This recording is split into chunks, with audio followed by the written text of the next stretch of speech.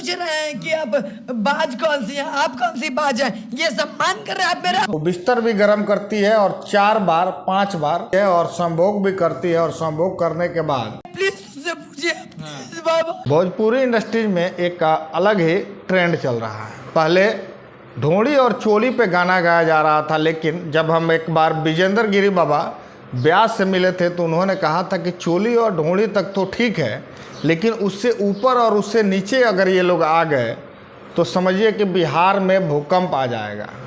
और ये कलाकार, भोजपुरी कलाकार चोली और ढोंड़ी से नीचे घसकते हुए दिखाई दे रहे हैं, क्योंकि सोना पांडे जो है, सोना पांडे कुछ दिन पहले चर्चा में आई थी और उसने एक गाना में जो है मॉडल का काम किया था और वो खूब चर्चा में बनी थी, क्योंकि उसने अश्लीलता जो है भरपूर परोसी थी। और जब लोग पूछे तो उसका कहना था कि देखिए हमारा शरीर है, हमको जितना दिखाना है हम दिखाएंगे, इससे कोई अगर कुछ हमको कह रहा है तो हमको घंटा फर्क पड़ने वाला नहीं है और हम किसी का बिस्तर गर्म करके आगे जाना नहीं चाहते हैं।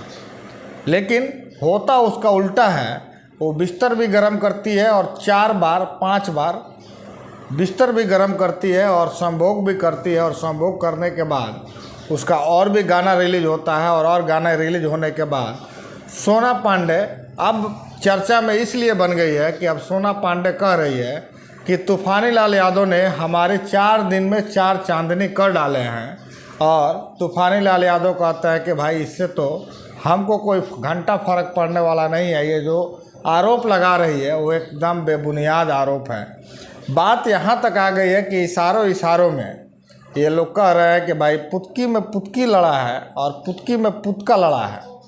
अब आप समझ सकते हैं कि सोना पांडे कह रही है कि देखिए अगर हमको सम्मान नहीं मिला, हमको तूफानी लाल यादव ने हमको नाम नहीं दिया, तो हम तूफानी लाल यादव को भोजपुरी इंडस्ट्रीज में बदनाम कर देंगे। लेकिन भोजपुरी इंडस्ट्री तो पहले से ही बदनाम है, उसमें कोई क्या बदनाम होगा। बदनामी तो उसकी होती है जिसके पास कुछ नाम होता है।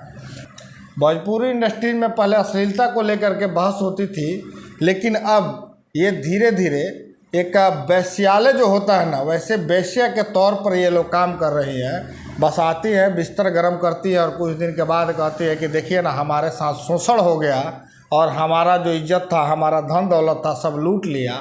लेकिन उससे पहले जब आप समझाएंगे तो ये कहेंगे कि भाई आप कौन होते हैं हमारे बीच में बोलने वाले, हमको जो मर्जी होगा वो हम करेंगे। सोना पांडे का कहना है कि उसने हमको शादी का झांसा दे करके 4 से 5 बार जो है हमारे साथ संभोग किया।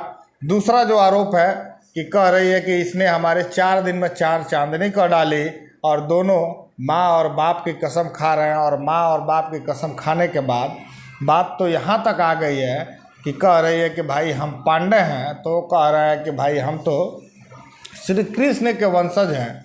अब वंशज तक की बात आ गई है तो आप समझ सकते हैं कि ये जो है विवाद कितना ज़्यादा बढ़ता हुआ आपको दिख रहा होगा।